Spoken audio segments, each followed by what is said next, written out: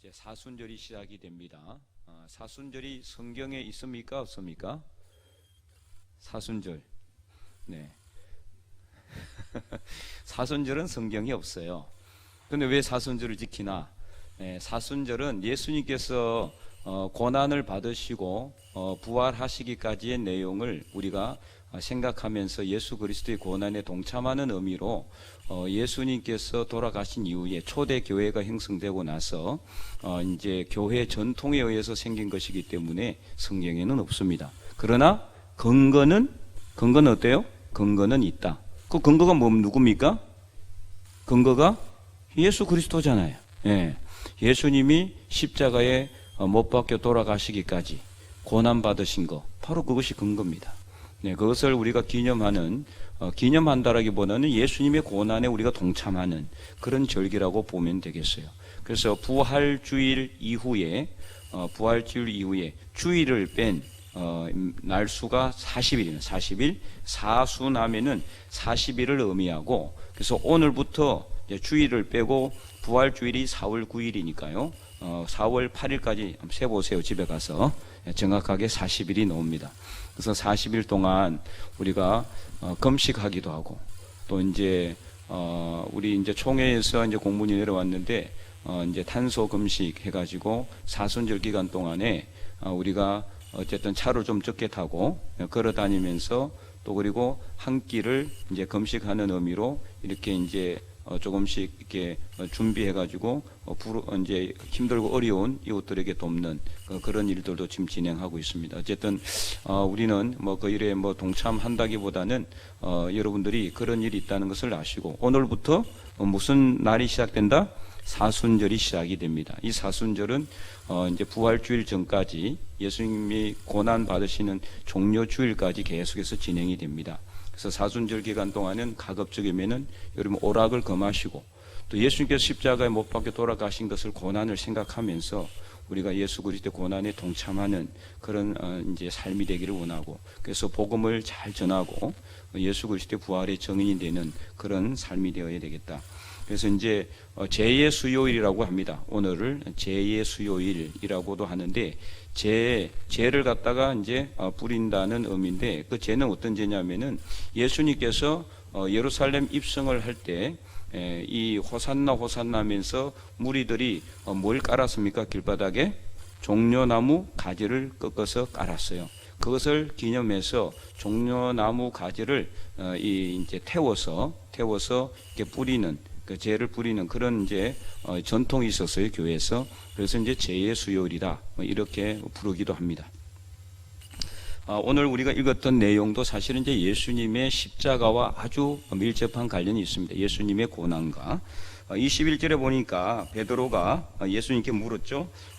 형제가 내게 죄를 범하면 몇 번이나 용서해 줄까요? 이렇게 물었어요. 그래서 7번 정도 하면 되겠습니까? 이렇게 물었죠. 베드로가 생각하는 용서의 가장 큰 범위는 이제 몇 번이라는 소리죠? 7번이 7번. 7번밖에 안 되나 생각하지만 여러분, 이거는 정말 엄청난 겁니다. 우리는 한 번도 용서 못할 수도 있잖아요. 그렇죠? 네, 2번, 3번 정도는 많다 치더라도 7번은 작은 게 아닙니다. 여러분, 한 번 와서 죄를 범했어요. 나한테 잘못했어요. 한 번 용서했어. 또 2번째 왔어요. 그래, 또 용서한다. 3번째, 3세판이다 생각하고 3번째 용서했다. 4번째는 용서하겠어요? 힘들죠. 그것을 몇 번까지? 7번까지 하오리까? 이렇게 베드로는 물어서, 그래도 베드로는 그래도 가장 최고의 이 자기가 생각하는 용서의 숫자가 7번이라고 생각했다는 거죠. 그러자 주님께서 뭐라고 대답하셨습니까? 예수님께서 22절에 7번뿐만이 아니라 7번을 70번까지라도 할지니라. 야, 이건 몇 번이란 소리예요? 이거 수학이 아니죠, 그죠? 이는 산수예요, 산수. 7 곱하기 70 하면 몇 번 나옵니까? 490번. 이거 안 배웠어요? 네, 490번입니다. 490번. 자, 그러면은 질문. 그럼 491번째는 용서 안 해도 됩니까? 490번까지 용서해 줬다가 491번쯤 오면 딱 목을 잡고 이렇게 해서 목을 비틀고 막 이렇게 가면 그래도 되겠어요? 이 뜻이 아니에요. 예수님께서 하신 말씀은 그냥 영원토록 용서하라는 의미입니다. 490번까지 여러분 용서할 때까지 그 형제가 죄를 짓기도 힘들겠지만 그만큼 490번 정도 용서하고 나면은 뭐가 되겠어요? 용서의 영성을 이미 우리는 가지고 있겠죠. 그래서 예수님께서 하신 이 말씀의 의미는 우리가 영원히 용서해야 된다. 자, 그래서 23절부터 예수님께서 이제 비유를 말씀하고 있습니다. 우리가 이제 길어서 제가 다 읽지는 않았지만, 자, 23절 말씀 한번 볼게요. 23절. 그러므로 천국은 그 종들과 결산하려 하는 어떤 임금과 같으니. 자, 24절. 결산할 때에 어떤 빚진 자가 있었습니까? 10,000달란트. 자, 이 10,000달란트가 도대체 어느 정도 되느냐? 어느 정도? 대략 잡아서 3조 정도 된다라고 보시면 되겠습니다. 근데 이것도 정확한 게 아니에요. 사실은 그 당시의 물가 가치와 지금 현재의 물가 가치의 그 상관관계는 아무도 모르기 때문에 그냥 대략 추산하면 3조 정도. 3조면은 다 놀라지도 않죠. 요즘은 뭐 조해도 별로 안 놀라니까 억해도 뭐 별로 안 놀라고. 근데 이 3조 정도라면은 뭐 30조도 되고 300조도 될지 몰라요. 합계 가치의 어떤 그 관계가 정확하지 않기 때문에. 어쨌든 간에 10,000달란트는 그냥 우리가 계산하기 힘든 천문학적인 숫자다, 이렇게 보시면 되겠습니다. 그러니까 사람으로서는 절대로 갚을 수 없는 엄청난 빚을 졌다라는 거죠. 그게 바로 10,000달란트입니다. 10,000달란트. 그런데 그 주인이 이 빚진 사람이 와서 이렇게 자기를 용서해달라. 아무것도 없습니다. 그렇게 하니까 어떻게 했습니까? 26절. 그 종이 엎드려 절하며 이르되 내게 참으소서 다 갚으리다 하거늘. 그런데 27절에 그 종의 주인이 불쌍히 여겼어요. 이 사람은 다 갚겠다 했는데 주인이 봤을 때는 어떻습니까? 갚을 수 있었겠어요? 없었겠어요? 갚기 힘들었죠. 갚을 수가 없는 상황이에요. 10,000달란트는 못 갚아요. 그런데도 갚겠다 하니까 어쨌든 이 사람을 불쌍히 여겨서 어떻게 했습니까? 용서해주고 탕감해 줬어요. 탕감. 그래서 그런데 이제 탕감을 받은 사람이 어떻습니까? 평생을 갚아도 다 못 갚을 그 빚을 탕감받은 이 사람이 다시 길을 가는데 28절 우리 한번 읽어볼게요. 28절 시작.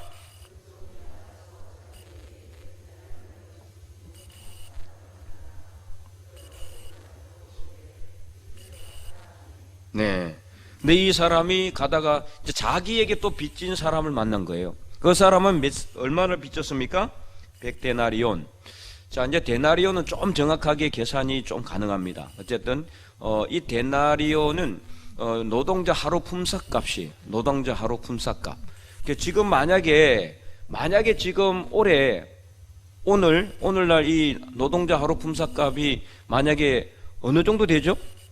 10만 원 정도, 최소로 잡아서 10만 원 정도 친다 그러면은 100데나리온이면 얼마입니까? 1,000만 원이에요. 1,000만 원. 그죠? 산수 되죠? 1,000만 원이에요. 1,000만 원. 만약에 20만 원이라면은 2,000만 원, 30만 원이라면은 3,000만 원 이상은 안 돼요. 그러니까 자, 3조에 비하면은 3,000만 원이면은 큰 숫자입니까? 작은 숫자입니까? 아예 눈에 보이지도 않는 아주 작은 숫자죠. 사실은 돈도 아닌 그런 상대라고 볼 수 있어요. 그런데도 이 사람은 자기에게 100데나리온 빚진 사람을 목을 붙잡고 안 갚으면은 감옥에 가둬버리겠다. 그래서 감옥에 가둬버린 거예요. 못 갚는다 그러니까. 근데 이 사실을 어떻게 했어요? 주인이 알게 되죠. 원주인이 알게 되고, 그래서 이 사람을 불러냅니다. 내가 너에게 10,000달란트 다 탕감해 줬는데 너는 왜 100데나리온을 빚진 사람을 용서해 주지 않느냐. 이렇게. 자, 32절과 33절 한번 읽어볼까요? 시작. 이에 주인이 그를 불러다가 말하되 악한 종아, 내가 빌기에 내가 내 빚을 전부 탕감하여 주었거늘 내가 너를 불쌍히 여긴과 같이 너도 내 동료를 불쌍히 여김이 마땅하지 아니하냐. 그리고 34절 어떻게 했습니까? 주인이 노하여 그 빚을 다 갚도록 옥졸들에게 넘겨주어 버렸습니다. 자, 그래서 이 말씀의 결론이 무엇입니까? 용서할 줄 모르는 종의 비유가 아니라 용서해야 된다는 것을 우리에게 교훈하고 있다. 그래서 35절은 이렇게 말씀하고 있습니다. 우리 35절을 다 함께 큰 목소리 읽어보도록 하겠습니다. 너희가 각각 마음으로부터 형제를 용서하지 아니하면 나의 하늘 아버지께서도 너희에게 이와 같이 하시리라. 아멘. 네. 반복해서 이것을 강조하고 있어요. 예수님은 이 비유의 말씀을 통해서 우리가 다른 사람들 형제를 용서하지 않으면은 하나님도 우리를 용서하지 않는다, 이런 말씀을 여러 번 했습니다. 다 비유를 통해서 말씀도 하시고 직접 말씀하셨죠. 산상수훈 말씀에도 있어요. 자, 마태복음 6장을 한번 펴보겠습니다. 앞으로 넘겨가지고 마태복음 6장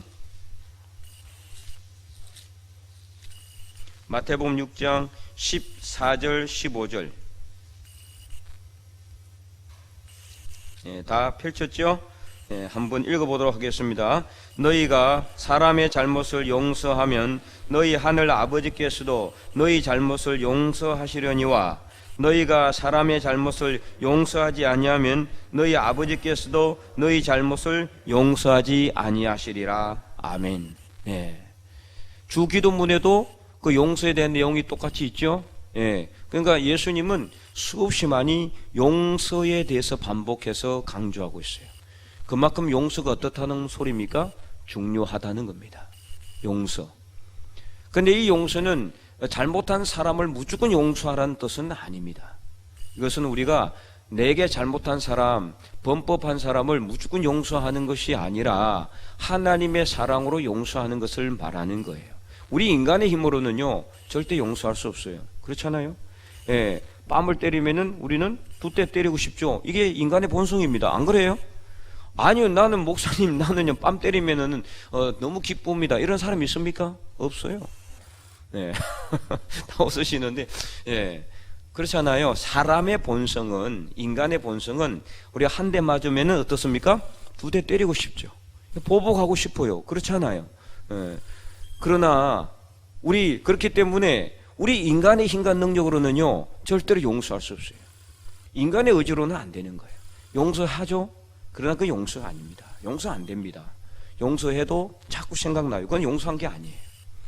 용서하고 나서도 자꾸 그 사람이 내게 나쁜 짓 한 거 생각나고 자꾸 그게 내 마음에 올라온다는 것은 제대로 용서 안 됐다는 거거든요. 마음속에 아직 남아있다는 거예요. 그 사람에 대한 분한 마음과 보복하고자 하는 마음, 안갚음하고자 하는 마음, 그런 마음이 다 그대로 들어있다는 거죠. 그것까지 다 내려놓는 것이 용서입니다. 만약에 하나님께서 우리를 용서하실 때 우리의 일부분만 용서하시고 다른 거 용서하지 않았다면은 오늘 우리는 이 자리에 있지 않았을 것입니다. 다 용서하셨기 때문에 예수님을 이 땅에 보내셨고 십자가에 못 박히게 돌아가시게 하셨다라는 것을 우리가 기억해야 되는 거예요. 그래서 사도 바울도 용서에 대해서 강조하고 있었거든요. 자, 에베소서 4장을 한번 볼까요? 에베소서 4장. 에베소서 4장 32절 말씀. 에베소서 4장 32절. 에베소 교회에 대해서 편지를 하면서 이렇게 건면하고 있는 내용이에요. 에베소서 4장 32절, 신약성경 314면입니다. 자, 우리 다 함께 읽어보겠습니다. 서로 친절하게 하며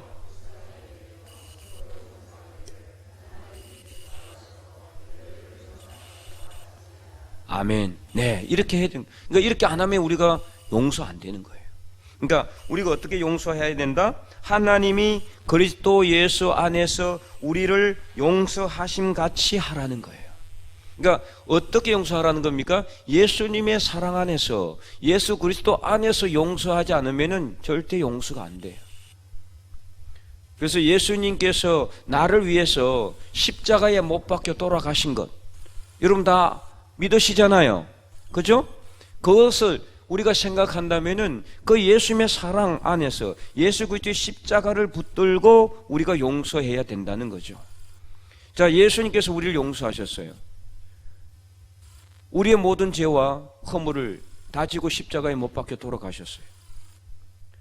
우리는 절대로 용서받을 수 없는 그런 죄와 허물이 있음에도 불구하고 예수님이 나의 죄를 용서하셨는데, 우리가 우리에게 죄 지은 자, 주기도문 같이 우리에게 죄 지은 자를 용서해야 되는데, 우리가 그 사람들이 우리에게 어떤 죄를 지었습니까?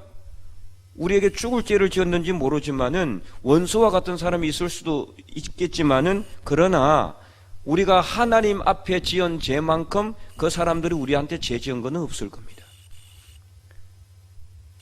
하나님께서는 그러한 우리를 용서하여 주시고 예수 그리스도를 십자가에 내어 주셨는데, 그런데도 우리는 오늘 우리에게 죄 지은 사람을 용서하지 못한다면은 예수님의 사랑 안에 우리는 들어가지 못하는 겁니다. 그래서 우리 인간의 힘과 능력으로는 절대로 용서할 수 없다. 골로새서 3장에도 보면 이렇게 말씀하고 있습니다. 한 몇 장 더 넘기면은 골로새서 나오죠. 골로새서 3장 13절.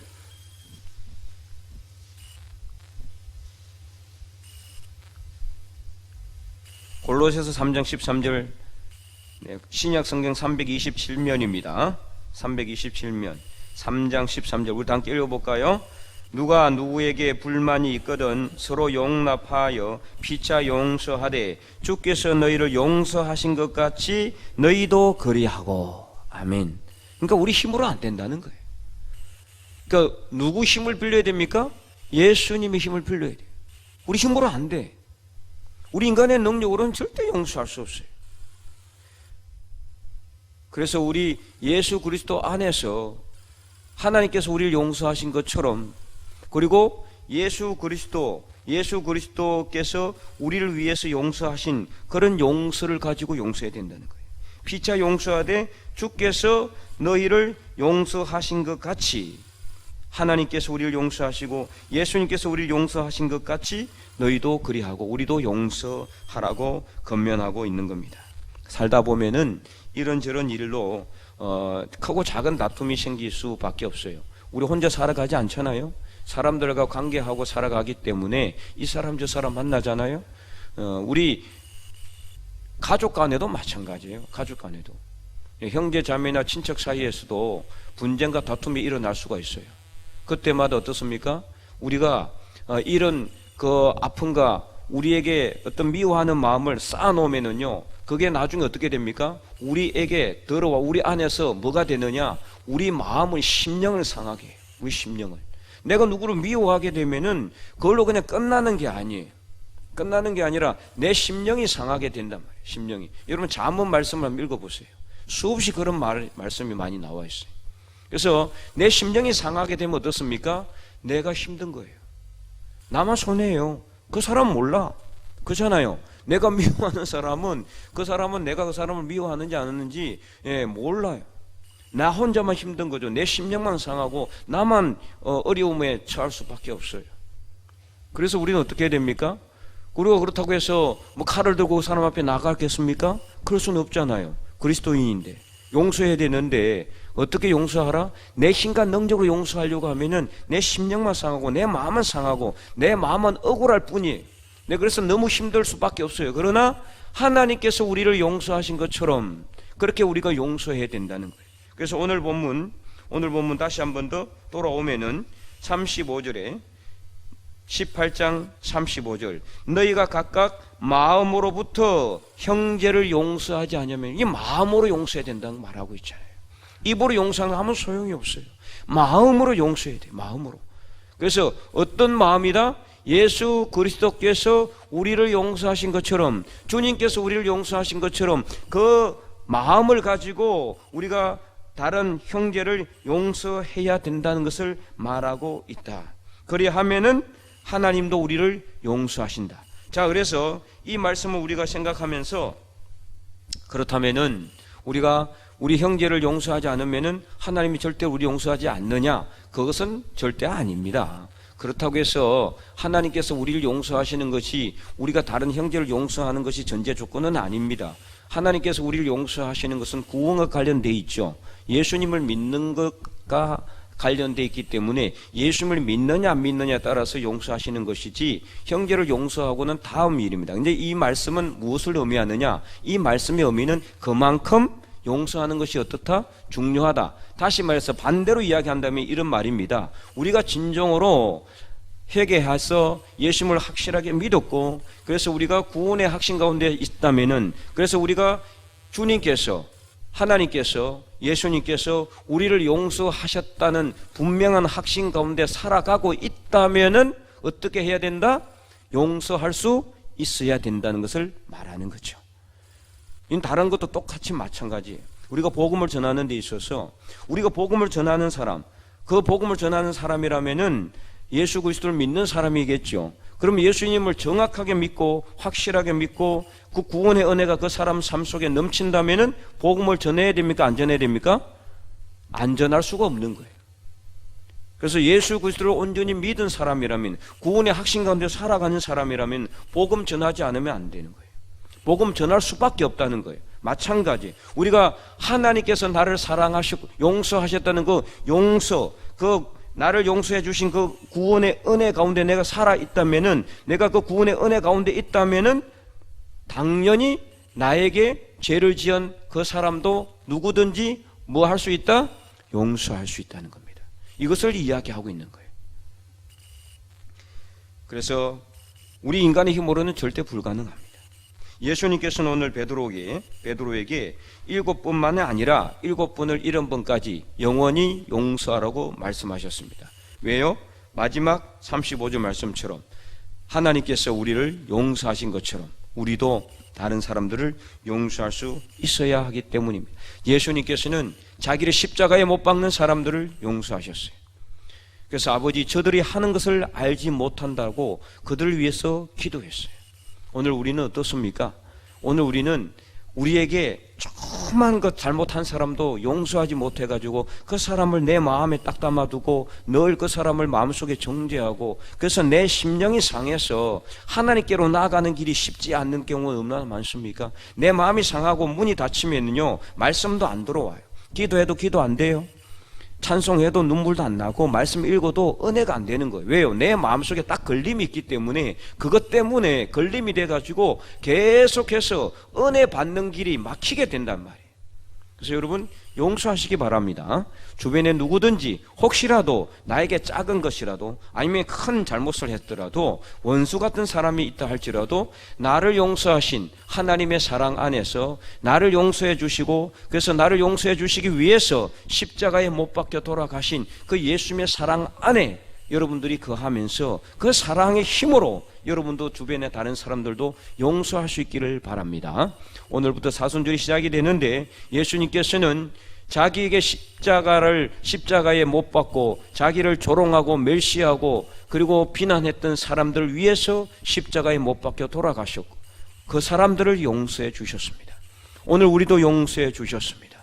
그러므로 오늘 우리는 그 예수님의 사랑 안에서 우리 주변에 있는 모든 사람들을 용서하여 예수님의 용서의 사랑을 배우고 그 용서하는 마음 속에서 이 사순절 기간 동안에 우리에게 혹시라도 마음에 걸림이 있는 모든 사람이 있다면은 그 사람들을 다 내려놓고 그 사람들을 위해서 기도하고, 그래서 사랑으로 그 사람들을 위해서 나아갈 수 있기를 바랍니다. 바로 그것이 넉넉한 그리스도인의 마음이에요. 너희 안에 이 마음을 품어라 곧 그리스도 예수의 마음이라고 빌립보서 사도 바울이 건면한 것처럼 우리가 예수 그리스도의 마음을 품어서 예수 그리스도 안에서 사랑과 용서와 긍휼의 영성을 닮는 하나님의 거룩한 백성들이 다 될 수 있기를 주님의 이름으로 간절히 축원드립니다.